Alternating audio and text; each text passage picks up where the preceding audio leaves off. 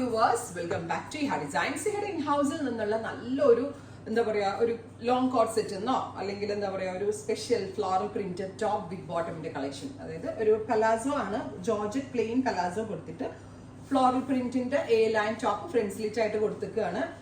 എന്താ പറയാ നല്ല രസമുള്ള ഒരു മസ്റ്റേർഡ് യെല്ലോ ടോൺ ഫോക്സ് ജോർജറ്റിനകത്ത് ഡിജിറ്റൽ ചെയ്യിപ്പിച്ചിട്ടാണ് നമ്മൾ ഈ ഒരു പാറ്റേൺ. ഇറ്റ്സ് നോട്ട് മിൽ പ്രിന്റ്, ഇത് ഡിജിറ്റൽ പ്രിന്റിൽ ചെയ്തിട്ടാണ്. അതുകൊണ്ട് തന്നെ അത്യാവശ്യം ഭയങ്കര സോഫ്റ്റ്, അത് ഇമ്പോർട്ടഡ് ജോർജറ്റ് പോലെയാണ് ഇരിക്കുന്നത്. പഞ്ഞി പോലുള്ള ഒരു ജോർജറ്റ് വിത്ത് ഈ ഒരു പോർഷനിൽ ഇങ്ങനെ ഓപ്പൺ കൊടുത്തിട്ടുണ്ട്. അപ്പൊ ഇത് കുറച്ചുകൂടി ഇത്രയും ഓപ്പൺ കംഫർട്ടബിൾ അല്ലാത്ത ആളുകൾക്ക് പർച്ചേസ് ചെയ്തതിനു ശേഷം പാക്കിംഗ് ചെയ്ത് ഇവിടെ എത്ര വേണം നമുക്ക് അതുപോലെ ആക്കിയെടുക്കാം.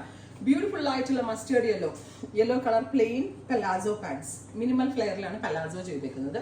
1695, റെഡി ഫോർ ഡെസ്പാച്ച് ആണ്. അറൌണ്ട് ഒരു വീക്കിനകത്തേ കിട്ടത്തുള്ളൂ. വാഷബിൾ ആണ്, നന്നായിട്ട് ലാസ്റ്റ് ചെയ്യും.